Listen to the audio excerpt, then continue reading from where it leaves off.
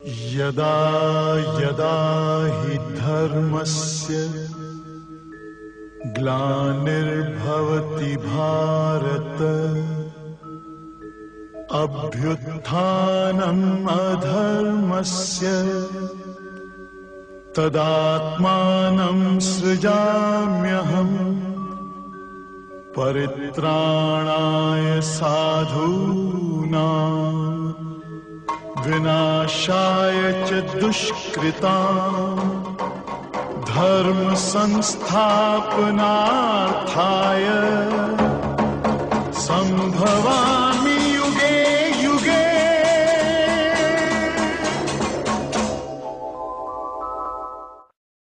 तो भारी हो जाओगे। ज्ञान सुनो प्रेम से, गुरु में अगाध श्रद्धा और प्रेम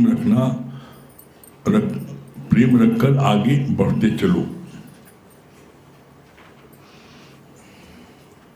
पहले हम अपने को कितना दुखी मानते थे, पर अब समझ में आता है सब कर्म धर्म दुख सुख दे के का हिसाब किताब पूरा हो रहा है।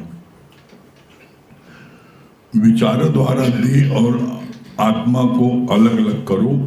एक एक विकार निकालने को प्रयास करोगे तो लंबा समय लग जाएगा, पर मैं विकार सहित देह ही नहीं हूँ। यह है सरल साधन। यहाँ तक कल हुआ था। आज इसके आगे भगवान क्या बोल रहे हैं? राजा ने यज्ञ किया, सब संत साधुओं को मनोवांछित पदार्थ दिए। एक संत ने कहा, मैं तो केवल एक ही शर्त पर लेने को राजी हूँ, मेरा सो तेरा और तेरा सो मेरा। पहले तो राजा उदास हुआ कि गुरु ने सब ले लिया, पर गुरु ने उससे कहा, तत्व ज्ञान तो तुम्हारा है। इस विचार से देखोगे तो समझ में आएगा कि मेरा मान अपमान दुख सुख सब गुरु का है।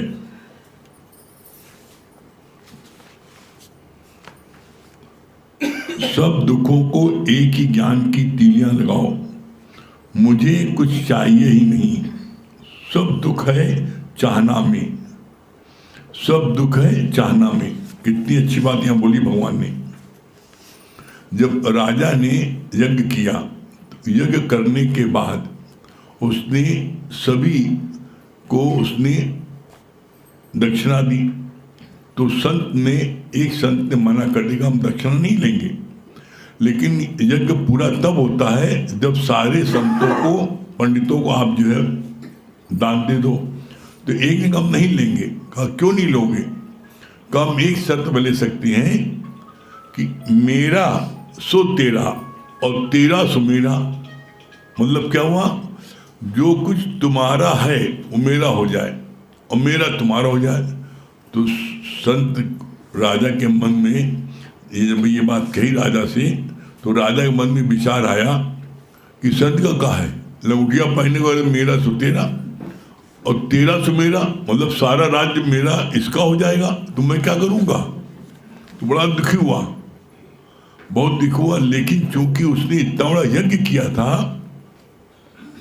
उसका यज्ञ कंप्लीट नहीं हो सकता था जब तक सारे पंडितों को जो वांछित दक्षिणा दे दे।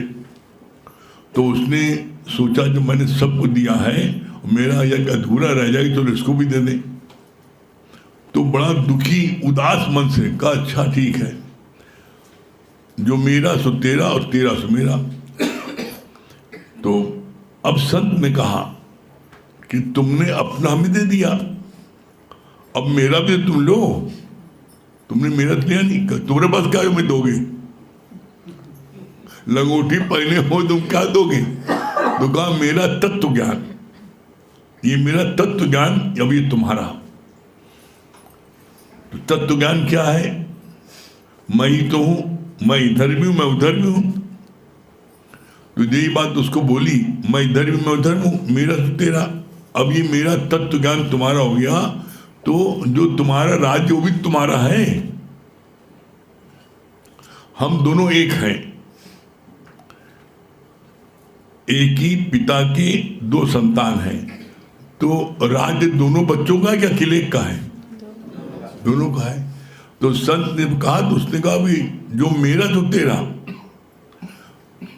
पहले बोला जो तेरा सो मेरा, मतलब तुम्हारा राज्य अब सब मेरा राज्य हो गया, मेरा राज्य हो गया, मेरा तत्व ज्ञान भी हो गया। और आगे क्या था, मेरा सो तेरा। अब जो कुछ मेरा है वो सब तेरा, तो उसको उसका राज्य भी मिल गया और तत्व ज्ञान मिल गया। तो फायदे में कौन था, राजा था। तो संत की बातें बड़ी अटपटी होती है। जब वो कोई बात बोलता है तो समझ में नहीं आता है, लेकिन जो उसकी बात को मान लेता है तो वो फायदे में होता है।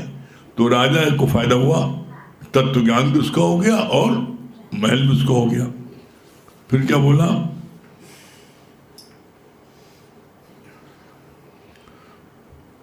गुरु उस इससे तत्व ज्ञान को तुम्हारा, इसलिए इस विचार से देखोगे तो समझ में आएगा कि मेरा मान अपमान दुख सुख सब गुरु का है। और जब गुरु का सब कुछ है तो गुरु ने कहा मेरा सब तेरा, तो सब तो तुम्हारा हो गया। आगे क्या बोला, सब दुखों की एक ही, सबसे मुख्य पॉइंट है ये, सब दुखों की एक ही, सब दुखों को एक ही ज्ञान की तीली लगाओ, मुझे कुछ चाहिए ही नहीं, सब दुख है चाहना में। जीवन में कभी कोई दुख का अनुभव करो तो अपने अंदर झांकना कि कोई चाहना उत्पन्न हुई है, तो देखो कोई चाहना उत्पन्न हुई है। दुख का कारण ही है चाहना। जब आप अपने अंदर में झांकोगे देखोगे तो आप देखोगे हाँ कोई ना कोई चाहना है, और उस चाहना के कारण तुम दुखी हो रहे हो। चाहना की पूर्ति नहीं हुई, दुखी हो रहे हो। चाहना की पूर्ति हो जाए तो अहंकार आएगा, देखा मैंने चाह प्राप्त कर लिया। तो बोला गलती तुम करो और दोष दो भगवान को। तुमसे किसने कहा था तुम चाहो, ये फलाना लड़की चाहो, फलाना लड़का चाहो, फलाना प्लाट चाहो, दुकान चाहो, मकान चाहो, ये हमारा हो जाए बड़ा बढ़िया मजा आ जाएगा। काहे तुम्हारा हो जाए।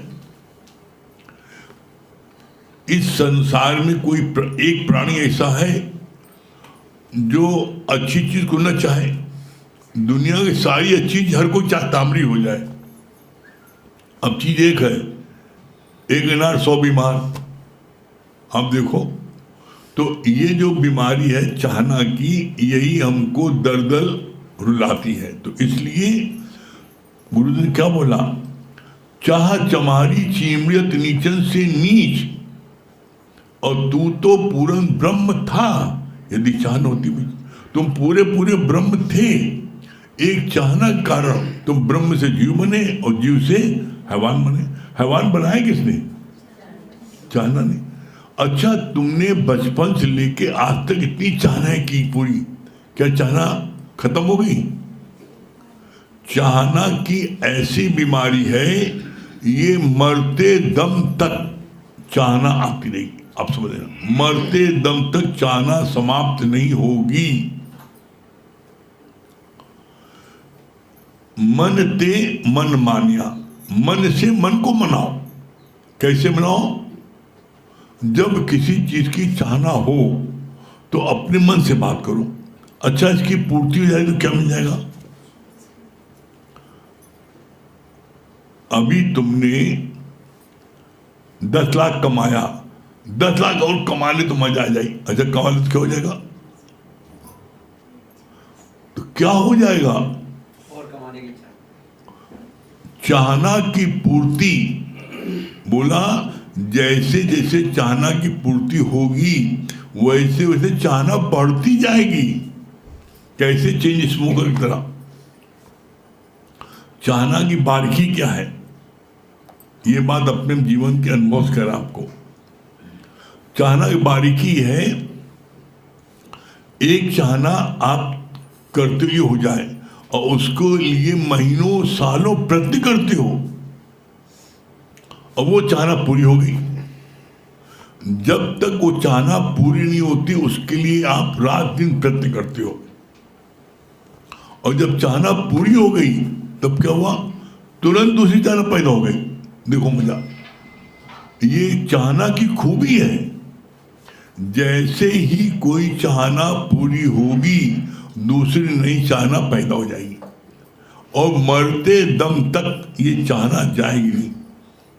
तो इसलिए अपने मन को उसका डार्क साइड दिखाओ। अगर ये चाहना पूरी हो गई, ये मिल भी गया, तो क्या हो जाएगा? 2 घड़ी का सुख बस। और गुरु ने क्या कहा? अरे उस सुख को ढूंढो, उस सुख को प्राप्त करने की कोशिश करो, प्रयत्न करो। जो सुख आए फिर नहीं जाए उसका करो विचार, देखा पागल सब संसार, सुख सुख सुख करता जाए। दुनिया वाले कहाँ सुख ढूंढ रहे हैं? 3 चीजों में दुनिया वालों की निगाह में सुख है। पहला सुख है धन में, कब धन कमा ले तब सुख है, तब सत्संग आएंगे। किसी से बात करो, अरे अभी पैसा कमाएंगे कि सत्संग जाए कमाए, सत्संग आएंगे पहले पैसा कमा ले। पहला सुख इंसान के मन में धारणा है पैसा कमाने में, खूब पैसा हो जाए। दूसरा सुख कहाँ है? सुंदर पत्नी में है। तीसरा सुख कहाँ है? सुंदर कोठी बंगले में है। ये तीनों चीजों को प्राप्त करने के लिए इंसान अपने कीमती हर एक सुख को लेने में 10 साल, 15 साल, 20 साल बिता देता है। पता लगा जब वो 50-60 का हो गया, तीनों सुख प्राप्त कर लिया, अब कहता चलो ज्ञान चलो। अब 60 का ज्ञान लो तुम। हम देखते हैं जो ओल्ड एज के लोग हो जाते हैं, 60-70 हो जाते हैं, उन्हें कुछ बताओ, कहा सुनो, सब भूल जाए, क्या बताई, सब भूल गए। तो क्यों भूल गए? क्योंकि उनके अंदर इतनी लबादा भरा, इतनी लीद भरी है कि उस लीद में अमृत भी डालो तो जो बेकार हो जाता है। तो ऐसे में बोला, इस ज्ञान में क्या बोला गुरु ने? बचपन में जो ज्ञान प्राप्त कर लेता उसके लिए ज्ञान हीरा है, जवानी प्राप्त करता उसके लिए सोना है, और बुढ़ापे में करता है तो चांदी है। बुढ़ापे में करेगा तो वो सिर्फ अपना उद्धार कर लेगा अधिक से अधिक, बस ज्ञान सुन के। जवानी में करेगा तो क्या होगा? वो अपना जीवन पूरा सुखमय बिताएगा, मौज मस्ती बिताएगा, हसंदियाँ खिलंदियाँ खावंदियाँ भी छोड़ मुक्त। वो खाते पीते मौज मस्ती लेते हुए जो है और 10 को मुक्त करेगा और जो है ज्ञान प्राप्त करेगा। जवानी में लेगा तो, और बचपन में ले लेगा तो क्या होगा? उसका जीवन भी स्वर्ग में हो जाएगा, और वो तो मुक्त होगा ही, लेकिन वो हजारों को मुक्त करेगा। ये फर्क है। बचपन में लेगा तो वो जवानी होते समय वो उस ज्ञान को बांटना शुरू कर देगा, और बुढ़ापे तक जो है वो हजारों को मुक्त कर देगा।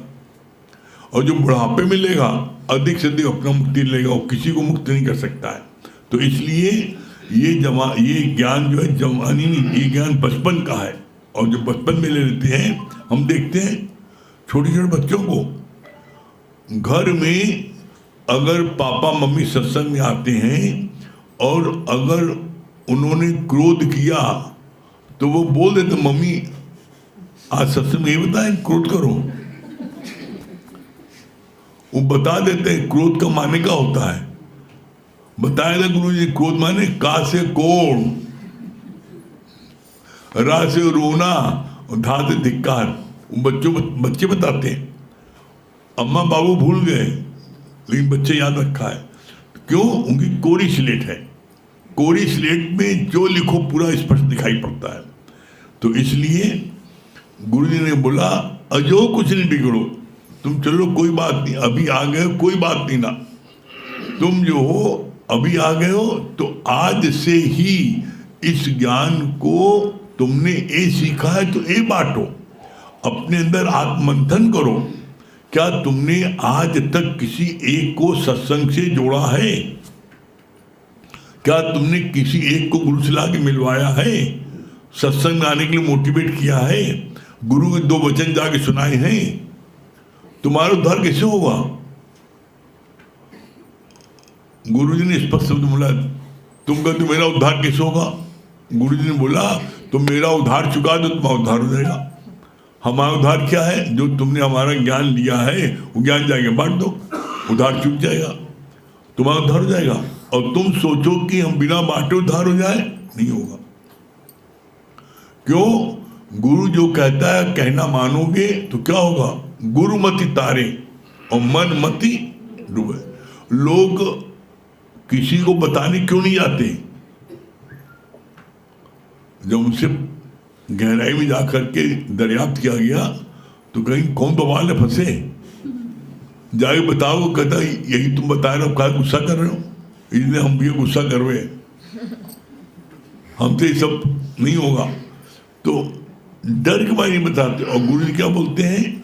तुम जाके बताओ कि बता के आओगे तो तुम्हारा जीवन बन जाएगा उनके भय से। जिनको तुम सुना के आओगे वो तुम्हें 1000 पावर से जांचेंगे कि इन्होंने जो बताया उस पर इनकी रहनी भी है, तो उनके डर के मारे तुम्हारा जीवन बन जाएगा। और लक्ष्य क्या है? जीवन बनाना। लक्ष्य क्या है?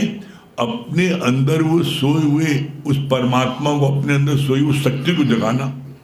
तो जगे कब? जब हम पी की पचार में या पी के पचार में रहेंगे। हम माया के पचार में रहो, जग जाएगा। As you think you become. तुम जैसे जैसे ज्ञान को बांटोगे, आप देख लेना आपके अंदर में वैसे वैसे पावर आती जाएगी और अंदर में एक अद्भुत खुशी मिलेगी।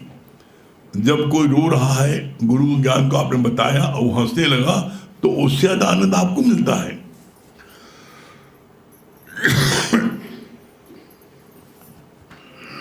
फिर आगे क्या बोला?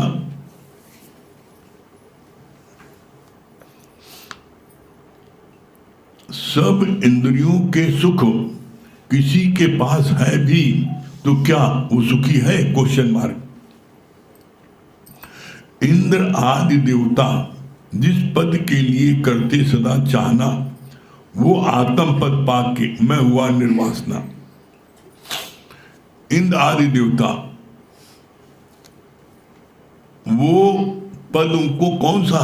इंद्र आदि इंद्रियों का जो इंद्र का देवता है, इंद्र है, उसका मतलब क्या हुआ? जिसको सारी इंद्रियों के सारे सुख प्राप्त है वह इंद्र। तुम्हारे सारी इंद्रियां, आंख से तुम खूब सुंदर सुंदर लड़कियां दिख रहे हो, आंख से सुंदर तुम बगीचा दिख रहे हो, महलमारी दिख रहे हो, आंख से सारे सुख ले रहे हो। कान से तुम जो है तुम खूब अच्छी म्यूजिक सुन रहे हो, कान से खूब रसीले भजन सुन रहे हो। तुम्हारे को जो है गाड़ी है, घोड़ा है, बंगला है, नाम है, शोहरत है, सब चीज है। सारी इंद्रियों का आपको सुख है। जो सारी इंद्रियों का आपको सुख है यही इंद्र है। और देखो, जब किसी के पास जो सुख होता है, वो सुख उसका जब छिनने लगता है तो वो परशुराम हो जाता है। इसी तरीके से इंद्र है। इंद्र जब देखता है कि कोई व्यक्ति तपस्या कर रहा है और तपस्या करेगा तो उसको सिंहासन मिल जाएगा, वो सिंहासन मिल जाएगा तो वो जो है फिर क्या होता है, मेनका अप्सराओं भेजता है इसकी तपस्या बंद करो। तो क्योंकि इंद्रियों का जो सुख है वो अज्ञानी उसको लेते हैं। क्यों लेते हैं? क्योंकि इंद्रियों का कोई सुख, चाहे आँख का हो, चाहे कान का हो, चाहे हाथ का हो, चाहे पैर का, कोई सुख हो, 2 घड़ी का है। उस 2 घड़ी के सुख के लिए तुम अपने आत्म पद से नीचे गिरते हो। कैसे? इसका बड़ा सुंदर गुरुजी ने एक प्रमाण दिया। एक लड़का जो है, जो राजमहल में नौकरानी काम करती थी, उसका लड़का वो राजकुमारी से प्यार करने लगा बड़ा, और उसने कहा कि राजकुमारी को मुझे चाहिए। उसने बोल दिया बिना इसके मैं जिंदा नहीं रह सकता। राजकुमारी बड़ी ज्ञानी थी। उसने कहा हम तुम्हारे पास आएंगे, लेकिन हमारी कंडीशन है। क्या कंडीशन है? तुम 3 महीने सिर्फ तुम जो है प्रभु का ध्यान लगाओ, चिंतन करो, है प्रभु का ध्यान करो, हम 3 महीने बाद तुम्हारे पास आ जाएंगे। तो उसने ध्यान किया। जब ध्यान किया 3 महीने, तो उसको परम आनंद की प्राप्ति हुई। उसका अंदर वाला जो है फिर मन ब्रह्म, जब उसका मन शांत हो गया, 3 महीने उसने जब ध्यान किया, भगवान का ध्यान किया, तो उसके मन में बड़ी एकाग्रता आ गई, मन एकदम शांत हो गया। तो 3 महीने बाद रानी राजा सब आए उपवास लेकर के, ये लोग शादी कर लो। तो उसने मन में विचार किया, जब हम झूठ मूठ नकली तौर पर 3 महीने हमने ध्यान किया तो हमको इस परम आनंद की प्राप्ति हुई है। ये परम आनंद की प्राप्ति तो अभी इसमें क्या मिलेगा हमें? इसीलिए लाइन आती है, जब ये रस आवे तो रस न भावे। जब तक तुम्हें आत्म रस नहीं आता है तब तक तुम इसके पीछे भाग रहे हो। जिस दिन तुमको ये आत्म रस आ जाएगा उस दिन तुम उधर नजर उठा के नहीं देखोगे। तो जब वो बोला उसने रानी ने, राजकुमारी ने कि जो है हम तुमसे विवाह करना चाहते हैं, तुमने मेरी कंडीशन मान ली है, तो उसने कहा नहीं, जो आनंद इसमें आ गया है, तब ये बात आई है, he is the brave man who can say no. कैसे ऑफर आए उसको तुम ठुकरा दो। क्यों? एक भगवान के अलावा कोई ऑफर जो है वो सब मिथ्या है, जाने वाला है, रहने वाला नहीं ना। तो जब उसने झूठे ही नकली तौर पर 3 महीने लगाए, उसने जब 3 महीने में हमको आनंद मिला है और मैं इसको हमेशा लाऊंगा तो कितना आनंद मिलेगा। तो बोला, तुम माया के चक्कर में, बाहर के सुख लेने के चक्कर में तुम तभी तक भागोगे जब तक ये आत्म रस तुम्हें चखा नहीं है। जिस दिन तुम आत्म रस चख लोगे तो तुम उधर नजर उठा के नहीं देखोगे। फिर क्या बोला आगे, कितनी अच्छी बात बोली, जिस पद के लिए करते सदा ही चाहना वो आत्म पद पाके मैं हुआ निर्वासना। जब आत्म पद मिल जाता है तो कोई भी चाहना वासना शेष नहीं बचती। जब तक आत्म पद नहीं मिलता है तब तक चाहना वासना होती है। जमादार के लड़के का राजकुमारी से प्रेम हो गया। राजकुमारी ने कहा 1 महीना वो एकाग्रचित होकर ध्यान करे तो मैं उससे मिलने आऊंगा शादी करने। उसने सचमुच ऐसा किया। मन की एकाग्रता से उससे आनंद की अनुभूति हुई। बाहर से भी राजा राजकुमारी कई लोग कई प्रकार के मेवा मिष्ठान लेकर आए, पर उसने फील किया कि अभी तो मैंने झूठ में तपस्या की थी तो इतना सुख मिला, पर एक सच्ची तपस्या से तो मैं निहाल हो जाऊंगा। जब झूठ में इतना आनंद मिला तो सच्ची तपस्या करने में कितना आनंद मिलेगा। तो उसने उसको नो कर दिया।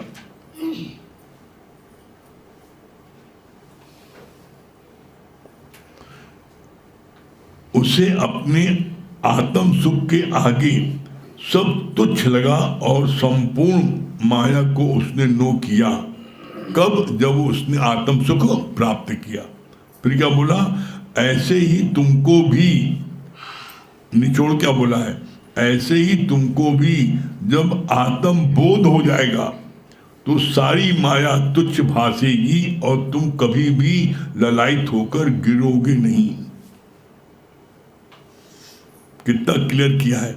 ऐसे ही तुमको भी जब आत्म बोध हो जाएगा, आत्म बोध मन क्या हो गया, मैं कौन हूं, मैं आत्मा हूं, मैं ब्रह्म हूं, मैं ईश्वर हूं, जब इसका बोध हो जाएगा, ये प्रकट हो जाएगा, तो फिर क्या होगा, तो सारी माया तुच्छ भासेगी और तुम कभी भी ललायित होकर गिरेगा नहीं। तुम कभी नहीं गिर सकते हो जब तुम्हारे कोई आत्मबोध हो जाएगा। अभी आत्मबोध हो नहीं रहा है, हम गुरु मुख से सुन रहे हैं, लेकिन यहां गुरु जी का बोला सेल्फ रियलाइजेशन, यहां पर तुम्हें खुद करना है रियलाइज। तुम जब खुद रियलाइज करोगे तब तुम्हें उसको आनंद मिलेगा। जब तक तुम खुद रियलाइज नहीं करोगे आनंद नहीं मिलेगा। इसीलिए बोला जाता है, दादा ने क्या बोला, मंगन मुआ तो खुद खुदा हुआ, मंगन मारो खुदा तुम हो जाओगे।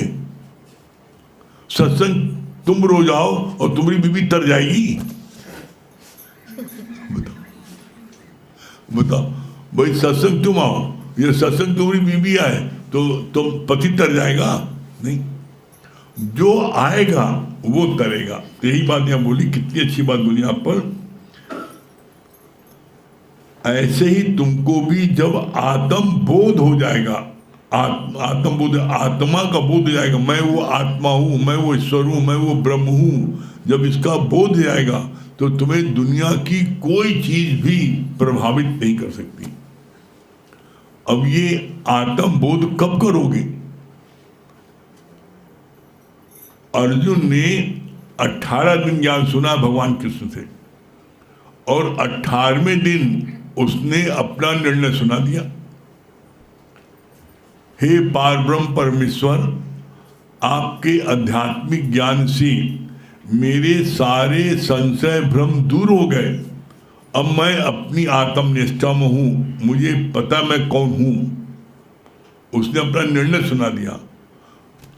यहां पर आप लोगों में किसी ने निर्णय सुनाया? सुनने तो इतने लोग आते हैं। तो भगवान ने क्या बोला, नहीं, सुनने से तेरा काम न चलेगा। दवाई डॉक्टर से वहां लाओ, लाके रख दो तिजोरी में, कोई फायदा नहीं। दवाई खाओ और जो परहेज बता परहेज करो। इसी तरह यहाँ पर है, यहाँ पर ज्ञान सुनो और ज्ञान सुनने के बाद में उसको जाके बांटो तो कल्याण होगा, तो आत्मबोध होगा। बिना आत्मबोध हुए मुक्ति नहीं सकता। भाई आत्मा को तुम्हें रियलाइज करना है। कैसे? जैसे एक गर्भवती स्त्री रियलाइज करती है उसके पेट में बच्चा है, रियलाइज करती है ना, वैसे आप रियलाइज करोगे जिस दिन आपको आत्मबोध हो जाएगा। तो आत्मबोध हो जाए उसके लिए क्या करना है? उसके लिए हर समय पी की पचर या पी के पचार। एक थोड़ा सा प्रैक्टिकल करके देखो, हमने किया है क्या? आप दिन भर कहीं रहो, जब भी आप मुख से बोलो तो देखो भगवान के शब्द हैं, भगवान के वाक्य, भगवान की वाणी है कि माया की बात है। भगवान की वाणी है तो बोलो, कोई बात चल रही है, भगवान की बात है, बताओ। माया की बात है, मौन हो जाओ। जब तुमसे माया की बात कोई तुम्हारा नाम लेके पूछे, प्रश्न करे कोई, तो उसका उत्तर दो बस 60 में। बाकी अपनी तरफ से माया की बात की शुरुआत मत करो, बस सबसे सरल साधन। आप देख लेना, ये बात अपने मन बहुत कह रहा आपको, आप देख लेना आपका 95% बोलना बंद हो जाएगा, 95% बोलना बंद हो जाएगा। आप देखो दिन भर कौन सी बात करते हो, दिन भर कौन सी बात करते हो? तुम्हारा बेटवा क्या कर रहा है, तुम्हारी बेटा की शादी हुई नहीं हुई है, कितनी आमदनी है, सिवाय माया की। इसीलिए आया है धर्म अर्थ काम मोक्ष, 4 चीज आएंगे। दुनिया में धर्म और मोक्ष की बात कोई करता है? दुनिया में जो भी आपसे बात करेगा वो बात करेगा अर्थ की और काम की। अर्थ माने धन दौलत, मकान दुकान कितनी है। कोई आपसे मिलने आता है, पहले पूछते हैं नौकरी कर रहे हो, अच्छा कितनी ऊपरी आमदनी है, कितनी तनख्वाह है, और काका बना, कितनी एफडी है। पूरा इनकम टैक्स के अफसर की तरह सारी इंक्वायरी करेगा। और जब टॉपिक खत्म होगा तो अब दूसरा टॉपिक आएगा, शादी ब्याह कर लियो, क्या बच्चे हैं, और तुमने बोल दिया 3 लड़की हैं, तो ऐसी लंबी गहरी सांस खींचेगा हमारी से उसकी 3 लड़की हो। और जाओ सत्संग, एक में 30 लाख है, 90 लाख, जाओ। हाँ कहते हैं गुरु से मांगो देखिए, मतलब ज्ञानो सिंह रुपये मांग लो। तो बोला सब ताना देंगे तुम्हें, कोई तुम्हारी मदद नहीं करेगा। ये आत्म ज्ञान जब तुम ले लोगे तो तुम्हें किसी बात का अंदर में डर नहीं होगा, किसी बात का डर नहीं होगा, कुछ हो जाए। और गुरु जी ने यहाँ तक कह दिया, तुम्हारे बेटा बेटी है, अगर तुम सत्संग आते हो तो कुंडी खटखटा करके वो मांगने आएंगे तुमसे। क्यों?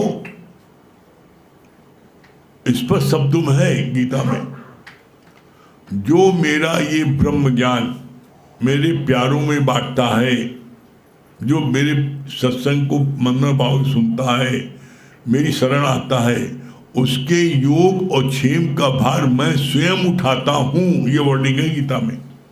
भगवान के स्वयं उसके योग क्षेम का, योग माने जोड़, जो कुछ भी आपको धन दौलत मिल रहा है, जो कुछ भी ज्ञान मिल रहा है, वो सब भगवान आपको देंगे। और जो कुछ भी आपके पास में है धन दौलत, उसकी रक्षा वो करता है पहरेदार बन करके। और जो ज्ञान आपने एकत्रित किया, मतलब दोनों चीज, भौतिक जगत और आध्यात्मिक जगत। भौतिक जगत में जो कुछ मिलना आपको वो मिलेगा, और आध्यात्मिक जगत में जो कुछ आपने ज्ञान सीख रखा है, ले रखा, उसकी वो रक्षा करता है। जब सारा कुछ भगवान ने कह दिया मैं करूंगा, तो अब कह बात का डर है। इसलिए अपना अधिक से अधिक समय सत्संग में दोगे तो तुम्हारे को परम आनंद की प्राप्त होगी।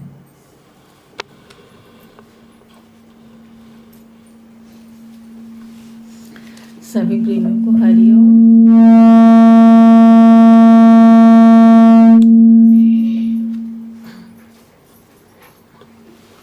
सभी प्रेमियों को हरिओम, राम राम। देखिए, आज हम सब इस धरती के बहुत ही भाग्यशाली हैं जो हम लोगों को ये मनुष्य तन मिला, और साथ ही साथ ये सच्चा सतगुरु, सच्चा दर मिला। इसीलिए कहते हैं कि कभी भी अपने इस मनुष्य जन्म को मत खोइएगा, अपने मंजिल को प्राप्त करके रहिएगा। इसी पर ये भजन है। खोना कभी नहीं खोना मनुष्य जन्म को, यूं नहीं खोना, नहीं खोना, खोना कभी नहीं खोना मनुष्य जन्म को, यूं नहीं खोना, नहीं खोना, पाना मंजिल को पाना, पाके उसी में तुम खो जाना, तुम खो जाना। जीवन के हर मोड़ पर जिसको सच का साथ है, जीवन के हर मोड़ पर जिसको सच का साथ है, दुख सुख में वो समान है, मंजिल उसके पास है, दुख सुख में वो समान है, मंजिल उसके पास है। दुनिया के झूठे सपनों में तुम समय कभी नहीं खोना, खोना कभी नहीं खोना मनुष्य जन्म को, यूं नहीं खोना, नहीं खोना, खोना कभी नहीं खोना।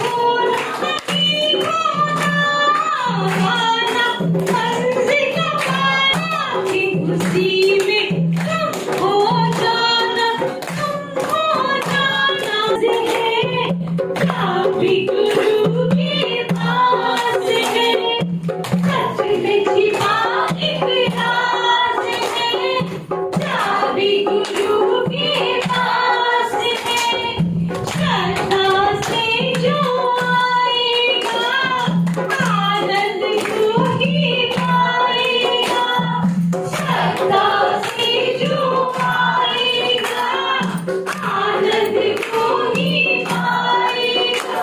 जब तक न हुआ मेरा प्रभु से मिलन, जब तक न हुआ मेरा प्रभु से मिलन, सुख से कभी नहीं खोला, मनुष्य जन्म को क्यों नहीं खोला, नहीं खोला, खोला कभी नहीं खोला, मनुष्य जन्म को क्यों नहीं खोला, नहीं खोला, खोला हमसे खोला आगे। हमने अपना अनुभव बताया कि 95% अगर हम भगवान की बातें करते हैं तो माया की बातें स्वतः ही छूट जाएंगी। तो हम सबको ये ध्यान देना है कि कभी भी हम बात करें तो हम देखें कि हम क्या बात कर रहे हैं। बहुत आपसे कोई पूछता है तब आप बता दो, नहीं तो मौन में रहो। ये बात बहुत अच्छी है।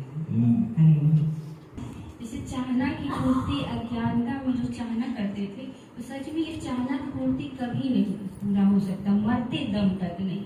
लेकिन जब आप बोलेंगे जब आए संतोष धर्म, जब ये ज्ञान धन आते हैं तब ये चाहना ऑटोमेटिक कम इच्छा ही होता है। और दूसरी बात जैसे आपने बताया ना अनुभव करना, जैसे ज्ञान के अनुभव जब तक न करेंगे, चिंतन न करेंगे, मनन न करेंगे, तब तक वो हम फील नहीं कर सकते हैं। ये बात मुझे बहुत अच्छी लगी। बहुत अच्छा आपने बताया कि वो झूठे मूड का 3 महीने का ध्यान कर रहा था, कैसे उसको अपने आत्म रस की अनुभूति मिली। फिर जब रानी राजा हो गए शादी करने के लिए, कैसे उन्होंने नो कर दिया। इसी प्रकार जब आत्म रस जब भा जाता है, फिर कोई और रस नहीं करता। सही बात है गुरुजी। अपने इंद्रियों पे जो जीत ले, बोलते हैं सबसे सुखी वही है जो अपने इंद्रियों को जीत ले। आत्म पद मिल जाता है तो वासना चाहना अपने आप समाप्त हो जाता है। होता है कि ना मनते मन मानिया, मन से मन को मनाना है। और दूसरी बात यह चली गई जो तेरा है सो मेरा है, जो मेरा है सो तेरा है।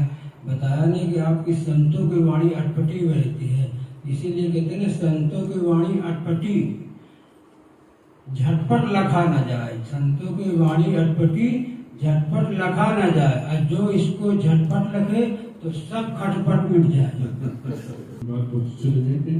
आत्म बोध तभी होगा जब जो गुरु से ए सीखे तो ए बतागा, बी सीखे तो बी बतागा। जब इसी आप चिंतन मनन में रहोगे तो खुद ऑटोमेटिक आत्म बोध आपको हो जाएगा। तो ब्रह्म से जीव, जीव से भगवान बनाती है। संतों को अनायास करुणा होती है। आध्यात्मिक ज्ञान का होना जरूरी है। अगर आध्यात्मिक ज्ञान है तो हमारे अंदर ज्ञान की लगी कि स्थिर मन ब्रह्म, अथिर मन संसार। जी की बात कौन सी करें? हाँ, हम ब्रह्म पद से नीचे कर आते हैं तो चाहना ना रखें, और जो सुने दूसरों को सुनाएं, तभी हम ब्रह्म पद में रह पाएंगे। सही बात है। धर्म और मोक्ष की बात तो कोई नहीं कहता, हर वक्त कोई ना कोई मतलब चाहना की बात करता। एक चाहना ही हमारी दुखों का कारण मेन चाहना है। और गुरु जी एक भजन तैयार है, कहिए बोलाएं। दरबार में सच्चे सतगुरु के दुख दर्द मिटाए जाते हैं। दरबार में सच्चे सतगुरु के दुख दर्द मिटाए जाते हैं। दुनिया के सताए लोग यहाँ सीने से लगाए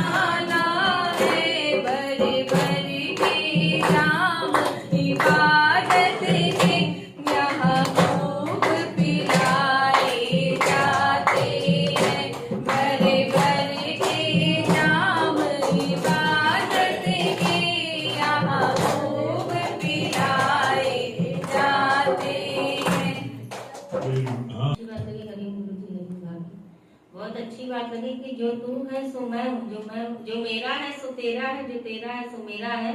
तो गुरु की बात अटपटी लगती है लेकिन उसमें बहुत बड़ा राज्य रहता है। ये बात बहुत अच्छी आते ही नहीं और आप किसी चीज के लिए ललायत नहीं रहेंगे, ये बात बहुत अच्छी लगी। माला नहर इंग्लैंड। गुरु के चरणों में कोटि कोटि नमन। गुरु जी आपने इतना अच्छा बताया, दुनिया वाले तो काम और धर्म अर्थ की बातें करते हैं, सिर्फ सच्चा सद्गुरु ही धर्म और मोक्ष की बातें करते हैं। परमात्मा कहते हैं जो मेरे शरण आ जाता है और मेरे ब्रह्म ज्ञान की बातें मेरे प्यारों में बांटता है, उसके योग क्षमता भर में शरण उठाता हूँ। गुरु जी के चरणों में कोटि कोटि नमन। नीतू सिन्हा जयपुर। हरिओम गुरु जी। हरिओम, क्या बोली नीतू जी? गुरु जी आपने बहुत अच्छा बताया कि सब दुख एक चाहना में है और गुरु मत तारे और मन मत डूबोए, तो चलना मेरे मन गुरु पे तारे। ये बात बहुत अच्छी लगती है। रजत भैया जयपुर।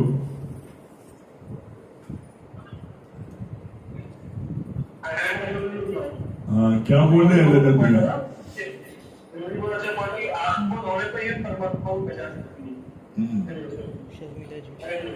शर्मिला जी दिल्ली।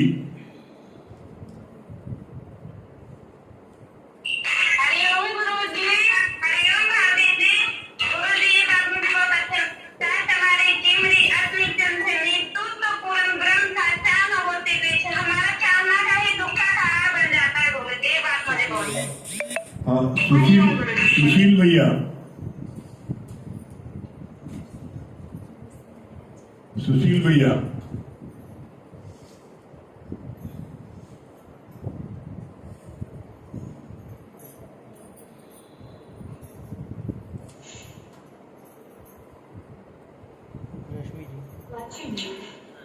हाँ,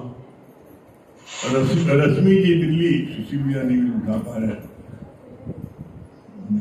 हाँ, सुशील भैया तो गए। हाँ, सुशील भैया क्या बता रहे हैं?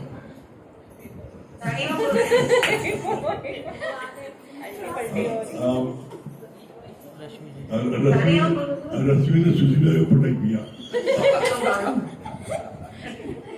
हाँ, क्या बोलिए रश्मि जी?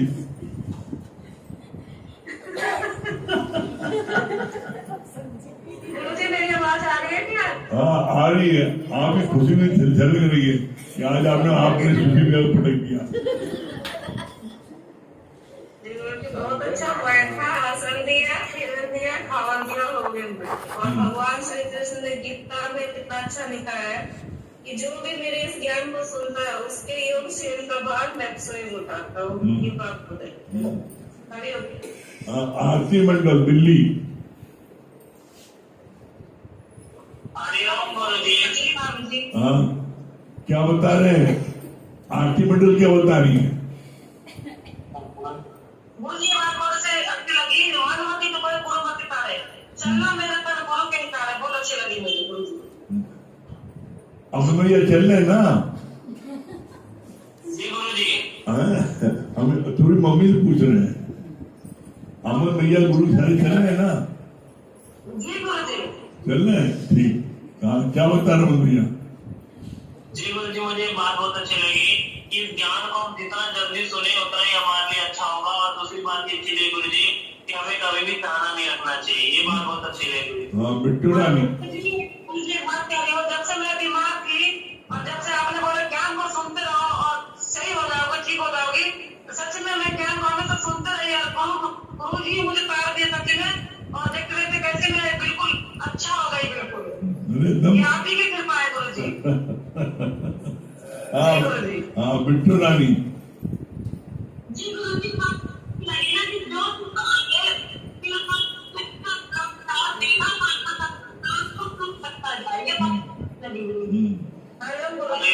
हाँ, सुशील भैया।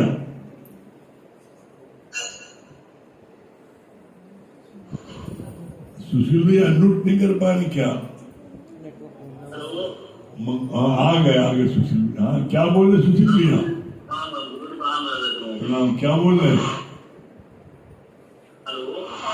हाँ, आगे बताओ, क्या सुना? अरे तो आवाज आ रही है, कुछ समझ नहीं पाओगे, इसलिए नहीं बता रहे हो।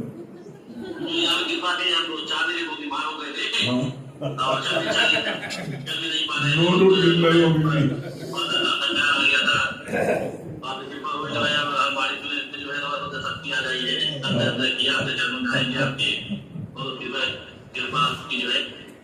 बड़े होशियार होते हैं, बड़े होशियार है।